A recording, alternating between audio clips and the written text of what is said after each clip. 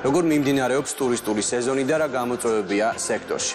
თემაზე ჩემი თანაწამყვანი ქეთი ჭუმბურიძე და მისი სტუმრები ტურიზმის ადმინისტრაციის ხელმძღვანელის მოვალეობის შემსრულებელი მედია ჯანიაშვილი და USAID-ის ეკონომიკური ოფისის წარმომადგენელი დავით ციკლაური ისაუბრებენ. მე აქვე დაგემშვიდობებით ქეთი, მოგესალმები და გითმობთ ეთერს. მადლობა ნიკა, მოგესალმებით მეგობრებო, ვაგრძელებთ ჩვენს გადაცემას. ტურისტული სეზონი დაიწყო უკვე საქართველოში მოგეხსენებათ.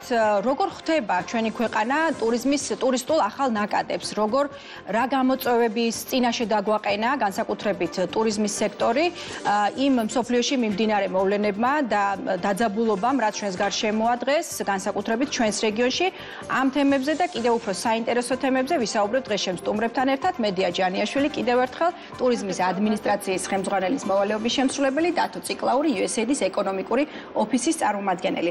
პირველ რიგში მედია მინდა მადლობა გითხრა, რომ პირველად ხარ ჩემს ეთერში და იმედი მაქვს მომავალშიც იქნები ჩემი სტუმარი.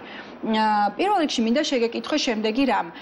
ცოტა ხნის წინ თქვენ ბიზნეს ომბუდსმენის წარმომადგენლობა, ასევე შრომის უსაფრთხოების სამსახური ერთად შეხვდით ტურიზმში ჩართულ ბიზნესებს, ესე ვთქვათ, იმ მიზნით, რომ გაგეგოთ, როგორ ემზადება დაუშვათ, როგორ უნდა მოემზადოს ქვეყანა, განსაკუთრებით კი ბიზნესები ტურიზმის ახალი სეზონისთვის, ხო? და რა გამოწვევების წინაშე დგახართ თქვენ ზოგადად ამ სეზონზე? პირველ რიგში ძალიან დიდი მადლობა მოწვევისთვის და ამ შესაძლებლობისთვის ვისაუბროთ დღეს ტურიზმის მიმდინარე ტენდენციებზე. ჩვენ რა თქმა უნდა ტურიზმის ეროვნულ ადმინისტრაციას გარდა იმ მთელი რიგი აქტივობებისა, რომელიც ემსახურება ქვეყნის პოზიციონირებას საერთაშორისო და შიდა ბაზარზე, ერთ-ერთი მნიშვნელოვანი როლი გვაკისრია ვიყოთ, ასე ვთქვათ, მედიატორი შესაბამის უწყებებთან და კერძო სექტორს შორის, რათა არსებული გამოწვევები განსაკუთრებით სეზონის დაწყების წინ ასე ვთქვათ, გადავჭრათ, უპასუხოთ და ადეკვატური გზები მოვუძებნოთ მათ გადასაჭრელად. სექტორის ჩართულობა უმთავრესია ჩვენთვის, იმდენად, რამდენადაც მათ ძალიან კარგად აქვთ გააზრებული ტურიზმში არსებული გამოწვევები. შესაბამისად, უნდა აღინიშნოს, ჩვენ ძალიან ეფექტური კომუნიკაცია გვაქვს სხვა შესაბამის სახელმწიფო სტრუქტურებთან. მოგეხსენებათ, ტურიზმი ერთ-ერთი წამყვანი დარგია ეკონომიკის, ამდენად ყველას გააზრებული. შემოსავლების გენერატორიც, ასე ვთქვათ, ძალიან ეფექტურია ჩვენ შორის კომუნიკაცია. გამოწვევები რამოდენიმე, ასე ვთქვათ, სახეობად იყოფა, რა თქმა უნდა და აქვე გამოვყოფთი, რომ დღეს არსებობს გარკვეული გამოწვევები, რომელიც ეხება იგივე სერვისის ნაწილს. იმდენად, რამდენად ჩვენ ახლა ვართ ძალიან მაღალი კონკურენციის პირობებში. ამდენად უმნიშვნელოვანესია საერთაშორისო სტანდარტის სერვისის დანერგვა. კი, აი კიდე მინდოდა ჩაგეკითხები მედია, ზოგადად ეხლა რასაც ბოლო ხანებია ვადვენოთ თვალყურს, ძალიან ბევრი, ვთქვათ, ბიზნესის წარმომადგენელი, რესტორნები, კაფეები აღნიშნავენ პრობლემას, რომ არის მაგალითად კადრების პრობლემაც, ხო?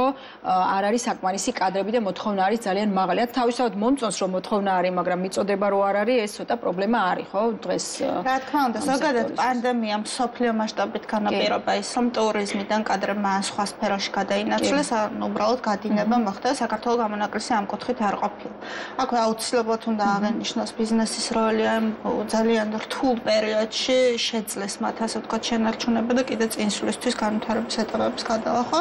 შესაბამისად, ეს ერთ-ერთი უმნიშვნელოვანეს გამოწვევაა ჩვენთვის, ამდენად ჩვენთვის ძალიან მნიშვნელოვანია გარკვეული სინერგიით, შეთანხმებული, გაზიარებული ხედვით ბიზნესთან ერთად მოვახდინოთ იმ აქტივობების დაგეგმა, რომელიც დაგვეხმარება გრძელვადიან პერიოდში პრობლემა გადაიჭრას. განსაკუთრებით, დათო, არაერთხელ გვისაუბრია ჩვენ ეთერშიც და ეთერს მიღმაც, ჩვენს გადაცემებშიც ტურიზმის სექტორში რამდენად დიდია თქვენი ამერიკის მთავრობის როლი, USAID-ის კერძოდ, ამერიკის შეერთებული შტატების საერთაშორისო განვითარების სააგენტოსი, რომელიც აფინანსებს ძალიან ბევრ პროექტებს, რომლებიც მუშაობენ დაუშვათ ტურიზმის კუთხით, ზოგადად ეკონომიკის განვითარების და ხელშეწყობის კუთხით, მაგრამ ტურიზმი ერთ-ერთი ისეთი, როგორც მედიამაც თქვა, ისეთი სექტორია, რომელიც მართლა ძალიან მნიშვნელოვანია ჩვენი ქვეყნის ეკონომიკისთვის, ხო?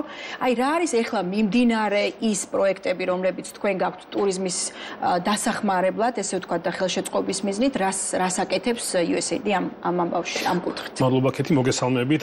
ყოველთვის მიხარი ამ ეთერში საუბრის საშუალება როცა მაქვს. ანუ USAID დღეს 5 პროგრამას ახორციელებს, რომელიც ტურიზმს პირდაპირ თუ არაპირდაპირ ეხმარება. ყველას თავისი აქცენტი აქვს, მაგრამ თავარი, ასე ვთქვათ, მიმართულება მაინც არის ხარისხის წახალისება. რამე თუ უფრო ღირებულიანი ტურისტის მოზიდვა იყოს უფრო ადვილი და მათ შორის გადახვდენარიანი დიახ. და მათ შორის რო ჩამოვა დარჩენსკმა ყოფილი და სხვებიც ჩამოიყვანოს. ანუ ეს არის დარჩეს, ფული დახარჯეს კი. ანუ რამდენიმე აქცენტს გავაკეთებ, რასაც ვაკეთებთ, ნუ თავისთავად დავიწყებ ყველაზე მარტივით და გამოკვეთილად ეს არის კანონმდებლობაზე, რომელზეც მუშაობთ ერთად, ანუ ეს არის ტურიზმის კანონი, რომელიც გარკვეულ სიახლეებს შემოიტანს მას შემდეგ, რაც თავისთავად მთავრობა მიიღებს და განიხილავს და პარლამენტს წარუდგენს და იმედი გვაქვს ეს. იმედია მალე მოხდება ეს ამბავი. თორე იქ არის საუბარი აქცენტებზე იქ დაზღვევა არის მნიშვნელოვანი თემა, უსაფრთხო ტურიზმი, რეგულაცია გარკვეული საკითხების, რაც ფიქრობ რომ მნიშვნელოვანი არის.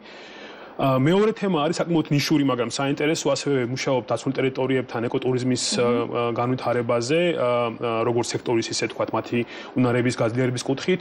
სკილების პროგრამა, ანუ უნარების პროგრამა, რომელიც ალბათ მოგვიანებითაც გავაკეთებთ აქცენტს, ცდილობს განავითაროს ახალი პროგრამაში და 1 წელია დაიწყო და განავითაროს ის უნარები, რომელიც სხვადასხვა სექტორებში არის მნიშვნელოვანი, მათ შორის ტურიზმში, გასტრონომიაში.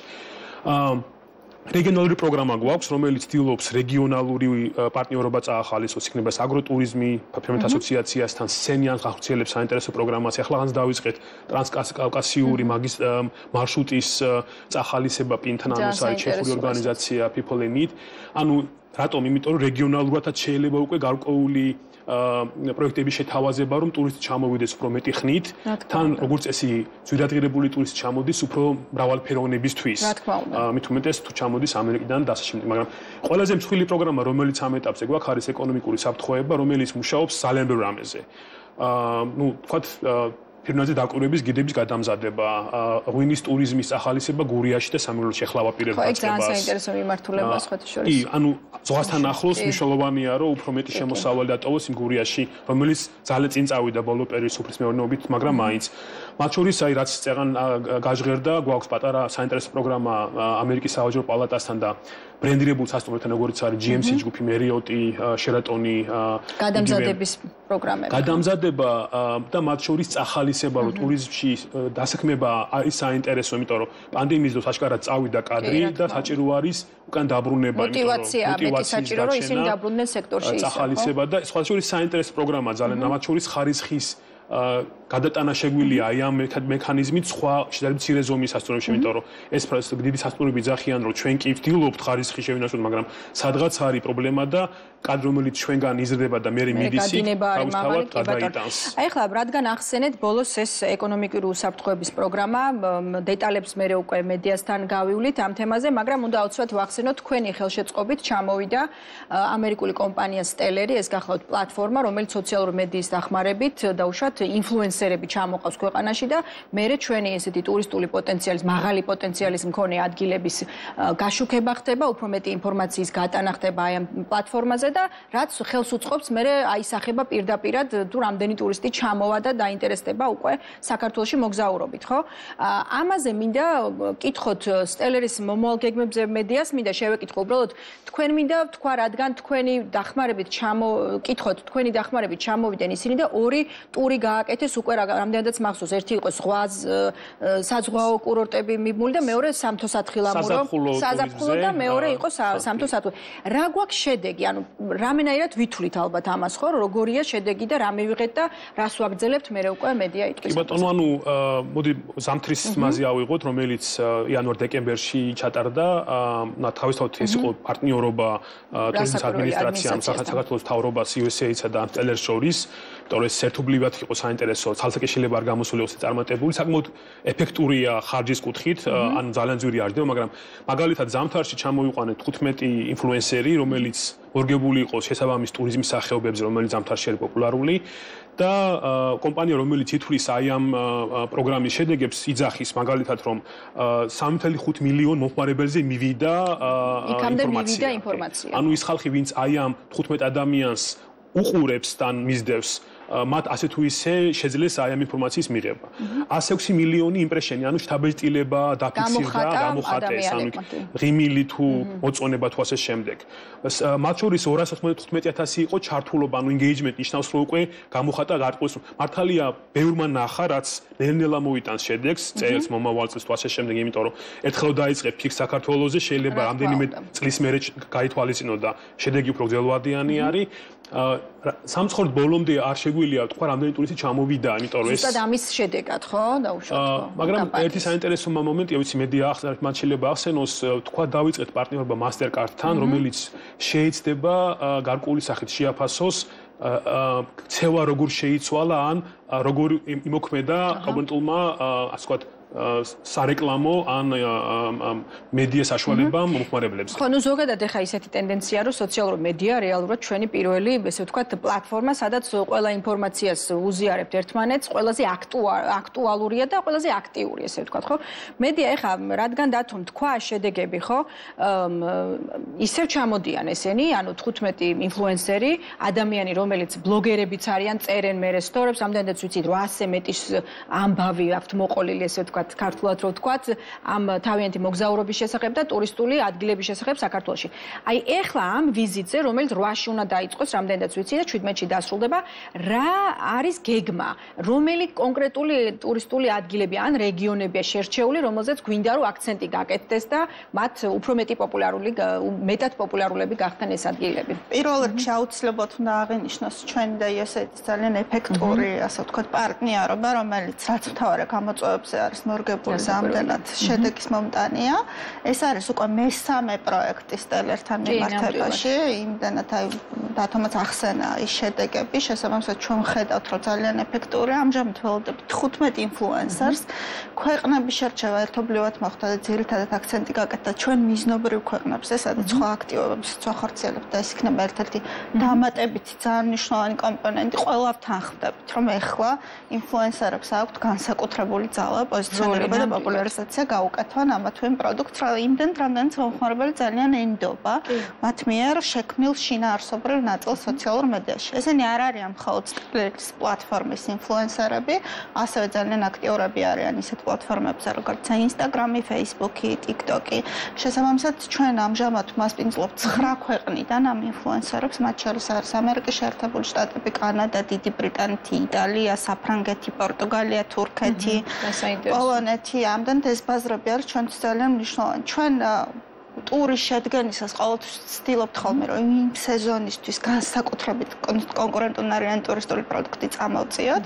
ამჟამად თითქმის ყველა მთიან რეგიონს ესტუმრებიან, არის სამეგრელო, იმერეთი, აჭარა, რაჭა-ლეჩხუმი, შესაბამისად თუშეთი, ყაზბეგი, სამცხე-ჯავახეთი, ფაქტიურად ყველა იმ ღირებულ ტურისტულ პროდუქტს, რომელთაც ჩვენ ესე ვამაყობთ კონკურენტუნარიანად მიგვაჩნია და ამ ბაზრებზე არის ორიენტირებული, საიდან ჩამოყვავს ინფლუენსერები, აქცენტს ვაკეთებთ ამ პროდუქტებზე და ჩვენ დარწმუნებული ვართ, რომ ეს იქნება კიდევ ერთი მორიგი ძალიან ეფექტური პროექტი. ძალიან მიხარია, იმიტომ რომ ვფიქრობ, რომ ეს განსაკუთრებულად ამას განსაკუთრებულად უგულშემატკივრებ, ესე ვთქვათ, იმიტომ რომ მთიან რეგიონებს განსაკუთრებით ჭირდებათ ჩემი აზრით ესეთი დახმარება, იმიტომ რომ შიდა ტურიზმის კუთხით დაუშვათ არის ძალიან ბევრმა ადამიანმა უკვე გაიცნო თუნდაც თუშეთიც, მაღალმთიანი აჭარა, იქ რაჭა-ლეჩხუმი, თუმცა უკვე უცხოელი ტურისტებისთვის უფრო მეტი პოპულარიზაცია ძალიან კარგი იქნება ჩემი აზრით და ნამდვილად არაჩვეულებრივი პროექტია გეთანხმებით ამაში.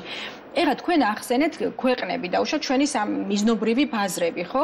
აი რა ქვეყნებია, რომელზეც კონცენტრირდებით, იმიტომ რომ ვიცი ყოველწლიურად იდგება გეგმა, თქვენ ადგენთ გეგმას, რომ რომელ ქვეყნებში გაკეთდეს აქცენტი, მოხდეს ჩვენი ქვეყნის დაუშვათ გამოფენებზე მონაწილეობის მიღება იქნება თუ წარდგენა ჩვენი ქვეყნის უფრო ფართო მასშტაბში, რა ქვეყნებზეა საუბარი და რა იქნება ჩვენი დაუშვათ უახლოეს მომავალში გეგმა, სად გვინდა რომ ჩვენი ქვეყანა გახდეს უფრო პოპულარული? რა თქმა უნდა, ჩვენი უმთავრესი ამოცანა მოცემულობაში არის პირველ რიგში 2019 წლის მონაცემის აღდგენა, ჩვენ რეკორდული წელი ქონდა ტურიზმთან მიმართებაში 19 წელს, ამის გრძელვადიან პერიოდში შენარჩუნება და რაც მთავარია მდგრადად ამ ყველაფრის გაკეთება. შესაბამისად, აუცილებლად უნდა აღინიშნოს, რომ 2022 ჩვენ ძალიან ოპტიმისტური შედეგებით დავიწყეთ, იგივე თუ ავიღებთ მაისისთვის მონაცემებს, შემოსავლები 95%-ით აღგვიდგა. აქვე ჩვენი მიზანია, რომ საერთო ვიზიტებში, ტურისტების ვიზიტების წილი გავზარდოთ ღამის თევების რაოდენობა, რაც ავტომატურად აისახება შემოსავლებში და აუცილებლად უნდა აღინიშნოს, რომ საერთო ვიზიტებში ტურისტული ვიზიტების პროცენტული აღდგენა 62%-ში ადგენდა უშუალოდ მაისის თვეში და ივნისის თვეში უკვე 2%-ით კიდევ მოიმატა, რაც პირდაპირ არის მაგალითი და შედეგი იმისა, რომ ჩვენ მაღალმხარჯო ბაზარზე ვართ ორიენტირებული, უშუალოდ ტურისტულ ვიზიტებზე და ეს შემოსავალი თანაბრად უნდა გადანაწილდეს, რაც ვთვალია მთელი ქვეყნის მასშტაბით და ყველა სოფელმა იქნება რეგიონმა თუ ოჯახმა პირდაპირ იგრძნოს ტურიზმის სარგებელი. ამდენად ჩვენ ახლა ორიენტირებული ვართ კონკრეტულ ბაზრებზე, რა თქმა უნდა, უმთავრესი ჩვენი მიზნობრივი ბაზრები არიან ბაზრები, სადაც გვაქვს პირდაპირ წვდომა, იმიტომ რომ ეს არის ერთ-ერთი ფაქტორი, რომელიც განაპირობებს ამ ბაზრებიდან ნაკადის ზრდას. ასევე ჩვენ ვხედავთ და ტენდენციებს ვადევნებთ თვალყურს, რომელი ტურისტული პროდუქტებია ახლა მიმზიდველი მსოფლიოსთვის და იმ მიზნობრივი ბაზრებისთვის, სადაც ჩვენ აქცენტს ვაკეთებთ და უნდა აღინიშნოს, რომ მარკეტინგის მიმართულებით ჩვენ ზოგადად საქართველოს პოზიციონირებას აღარ ვახდენთ ბოლო წლები, არამედ უშუალოდ ტურისტული პროდუქტის პოზიციონირებას ვახდენთ კონკრეტულ საინტერესო მიზნობრივ ბაზარს. და ამ მხრივ ჩვენ მთელი რიგი კომპლექსური აქტივობები გვაქვს დაწყებული საერთაშორისო გამოფენებში მონაწილეობის მიღებიდან, ასევე პრეს და ინფოტურების ორგანიზების ნაწილში აუცილებლად უნდა აღინიშნოს, რომ მომავალ წელს ჩვენ გვაქვს ძალიან საპასუხისმგებლო წელი, ერთ-ერთი უმსხვილესი ტურისტული გამოფენა ბაზრების საერთაშორისო მასშტაბით IT-ის მასპინძელი ქვეყანა ვართ საქართველო. ეს არის ძალიან ამბიციური განაცხადი, ეს ნიშნავს იმას, რომ მსოფლიოს წამყვანი ქვეყნები საქართველოს აღიქვამენ როგორც ერთ-ერთ ძლიერ ტურისტულ ქვეყნად და არის უდიდესი პასუხისმგებლობა ჩვენ ძალიან სწორად მოვახდინოთ ნამდვილად და ეს დიდი ღონისძიება გვაქვს წინ და მე მგონი ეს კიდევ უფრო დაეხმარება საქართველოს პოზიციონირებაში საზღვრებს გარეთ და ზოგადად ამ სექტორს ძალიან წინ წაადგება ნამდვილად აქ მონაწილეობა. დათო, უნდა გკითხოთ თქვენ ახლა დიდად არ მინდა სიღრმეებში შევიდე, იმიტომ რომ მინდა რომ ცალკე გადაცემა მიუძღვნათ, ესე ვთქვათ, გასტრონომიას და გასტროტურიზმს, როგორც ძალიან ისეთ როგორ ვთქვათ, მიმართულებას, რომელიც ძალიან პოპულარული გახდა ბოლო წლების განმავლობაში გასტრონომია და კარგია რომ მეტი ადამიანები, განსაკუთრებით ტურისტები ინტერესდებიან ქართული გასტრონომიით. თქვენ დაიწყეთ ძალიან საინტერესო პროგრამა ბასკეთის კულინარიულ სკოლასთან ერთად, რაც ნიშნავს იმას, რომ მათი სპეციალისტები და ექსპერტები, ცნობილი შეფები ჩამოვლენ და გააკეთებენ სატრენინგო პროგრამას. ესეც ძალიან მნიშვნელოვანია ამ სფეროში და ამაზე ორი სიტყვით რო გითხრათ და მე ხო, კი, ანუ რეალურად დიდი ხანია ამ მიმართულებაზე მუშაობთ და ანუ ვიცი რომ იცით სხვადასხვა ტიპის ჩართულობა და ასევე ვიცით რომ გასტრონომია ტურისტში უმნიშვნელოვანესია, ანუ ტურისტი ჩამოდის და მათ შორის ჭირდება რომ მიირთვას. და ალბათ უმეტეს როცა ღვინის ქვეყანა ვართ და ანუ უდიდესი როლი აქვს და თავისთავად აი ხარისხის თემასთან მნიშვნელოვანი კავშირი აქვს, ანუ როგორც შემოსავლის კუთხით, ისე ვთქვათ, გრძელვადიანი sustainability-ის კუთხით. რაც შეეხება ამ პროგრამას, ეს პროგრამა, როგორც წეგან ვახსენე, არის ჩვენი შედარებით ახალი პროგრამის ფარგლებში, რომელიც მუშაობს დამსაქმებლებთან პროფესიული განათლების თვალსაზრისით. ანუ პროგრამა გამოაცხადა კონკურსი და კავკასიის უნივერსიტეტმა და გასტრონომიის ასოციაციამ ერთად შეიტანეს განაცხადი, რომ ითანამშრომლონ ბასკეთის კულინარიის სკოლასთან და მოახდინონ იქაური გამოცდილების ჩამოტანა ქვეყანაში. ანუ აქცენტი არის ძირითადში იქაური ცოდნის ჩამოტანაზე, რომ შემდგომ გაგრძელდეს აი ამ გადამზადებული, თქვათ, ტრეინერების მიერ სხვა შებზარეულების მომზადება. ანუ ეს არის მოკლე სურათი, რომელიც ვიცი რომ იქით კვირას გეგმავს, რომ განხორციელდეს და დაიწყოს. რა თქმა უნდა, ეს არის საკმაოდ მცირე ზომის და პირველი ნაბიჯი, მაგრამ ვიცი რომ უფრო დიდი გეგმები არის მათ შორის აი ამ პარტნიორობის ფარგლებში მომავალში. ძალიან კარგი და ამაზე როგორც ვთქვით, აუცილებლად გვექნება ცალკე გადაცემა, იმიტომ რომ ფიქრობ, რომ იმდენად დიდი თემა, რომ შეგვიძლია ბევრი ვისაუბროთ ამაზე და მე ვიცი, რომ ტურიზმის ადმინისტრაციაც ბოლო წლების განმავლობაში განსაკუთრებით გასტროტურებსაც ატარებით და მინდა გკითხოთ, თქვენ წერანაც ახსენეთ, მედია ტურები ძალიან მნიშვნელოვანია შიდა ტურიზმის განვითარების ხელშეწყობისთვის, განსაკუთრებით მედია ტურები, რომელსაც თქვენ აკეთებდით და ორგანიზებას უწევდით, თუ არ ვცდები, USAID-იც იყო ამაში ჩართული და რაღაცა ეტაპზე თანამშრომლობდით და ერთად აკეთებდით. ჩვენი ჟურნალისტები, ანუ მედია სფეროდან წარმომადგენლები მიდიოდნენ სხვადასხვა ტურებში, რომელსაც თქვენ უგეგმავდით და ძალიან მნიშვნელოვანი იყო მათ მიერ დანახული ის თქვათ ახალი ტურისტული ადგილები, და მე როგორ აცნობდნენ ისინი დაუშვათ ჩვენს ესე ვთქვათ მსმენელს და მაყურებელს და დაინტერესებულ ადამიანს, მოგზაურს, ესე ვთქვათ ამ ყველაფრის შესახებ. რას გეგმავთ ამ მიმართულებით, იმიტომ რომ ვფიქრობ, რომ ძალიან კარგი პროექტი იყო ეს და იმედი მაქვს, რომ გაგრძელდება და მედია ტურებზე რა არის გეგმა, ესე ვთქვათ. ჩვენ ზოგადად ნებისმიერი ტურისტული პროდუქტის განვითარების გეგმის დასახვისას გვაქვს გარკვეული ეტაპები დაგეგმილი. პირველ რიგში, რა თქმა უნდა, იდენტიფიცირების ნაწილი, თვითონ ადგილობრივ ამ პროდუქტის შემთავაზებლებით, ამ პროდუქტის ღირებულების წარმოჩენა და ფორმირებაში დახმარება და შემდეგ უკვე შიდა ბაზარზე და ასევე საერთაშორისო ბაზარზე პოზიციონირება პროდუქტის. ეს იგივე გასტროტურების მიმართულება, რომელიც ჰქონდა გასული წლების განმავლობაში, ძალიან რეალურად მნიშვნელოვანი შედეგი მოიტანა. არა მხოლოდ ადგილობრივი სერვისის შემთავაზებლებისთვის, არამედ ასოციაციებისთვის და ჩვენ შეგვექმნა საერთო სურათი, რა პროდუქტთან გვაქვს საქმე, რამდენად მზადაა სექტორი და მისი ეფექტური ფორმირებისთვის რა ნაბიჯებია გადასადგმული.